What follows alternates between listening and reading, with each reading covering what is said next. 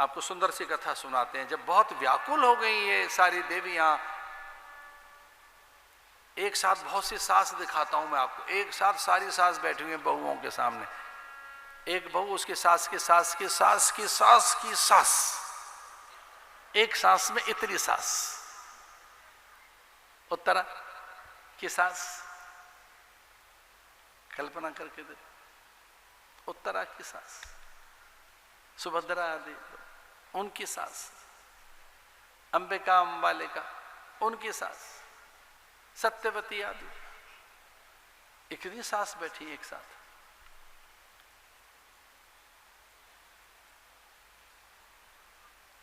भगवान से कहा था कुंती ने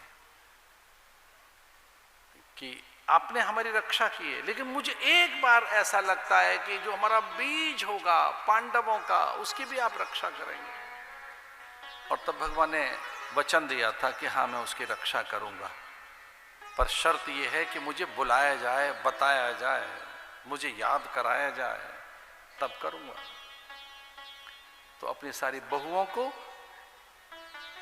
एक मंत्र सिखाया था, इस मंत्र से कोई विपत्ति नहीं आएगी, बस ये मंत्र याद रखना है।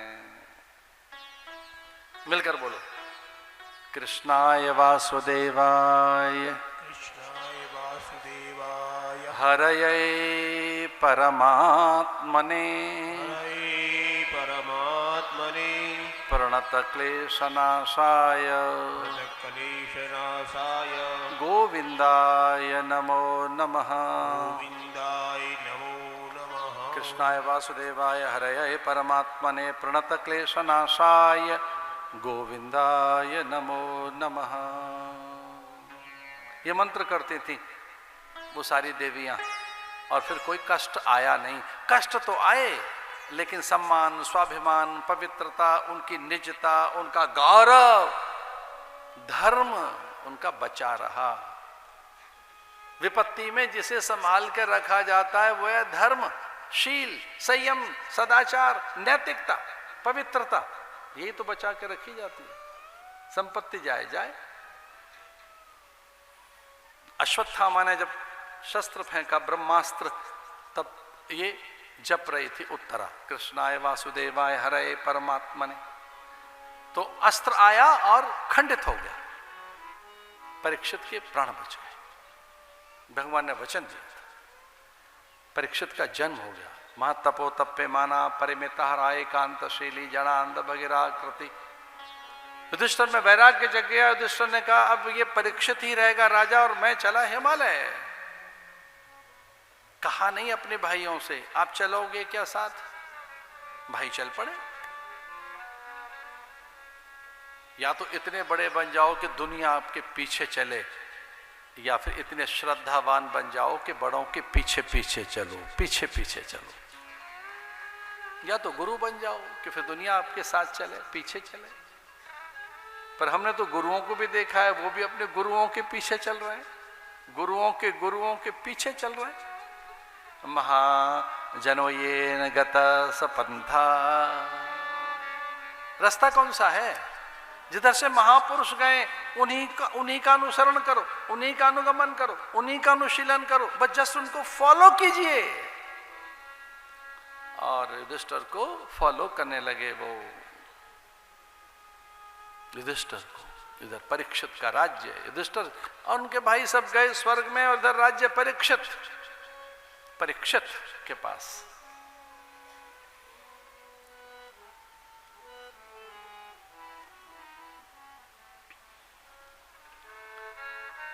बत्तीस वर्ष तक कलयुग प्रतीक्षा करता रहा। 32 साल तक कली प्रतीक्षा करता रहा। ऐसा राज्य परीक्षित का। अनेक अश्वमेध यज्ञ किए, अपनी वाणी से सबको अधीन कर लिया, अपने स्वभाव से, शील संयम सदाचार से, अपनी नैतिकता से। पूरी सृष्टि के प्राणी उनके अधीन हो गए केवल वाणी से। वाणी का व्यवहार बड़ा अद्भुत है। आपकी वाणी पता नहीं कितने काम ठीक कर देती है। अगर वाणी में विनम्रता है, माधुर्य है, सत्यता है, प्रियता है, अपनापन है, उसमें छल नहीं है,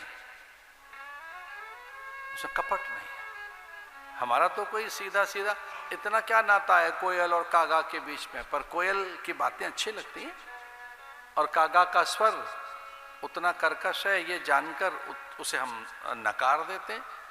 कौवा और कोयल की दोनों बातें सुनी जाएं तो अचंबा ये है कि कोयल विरह के गीत गाती है फिर भी अच्छा लगता है, और कागा संयोग के स्वर बोलकर भी बेचारा प्रिय नहीं है। जानते हो कागा कौन है?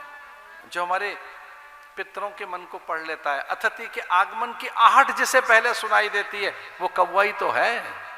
हमारे मुंडेर पर आकर अतिथि के आगमन की सूचना देता है, पर स्वर अच्छा नहीं है इसलिए कंकड़ी मारकर बच्चे भगा रहे हैं उसे।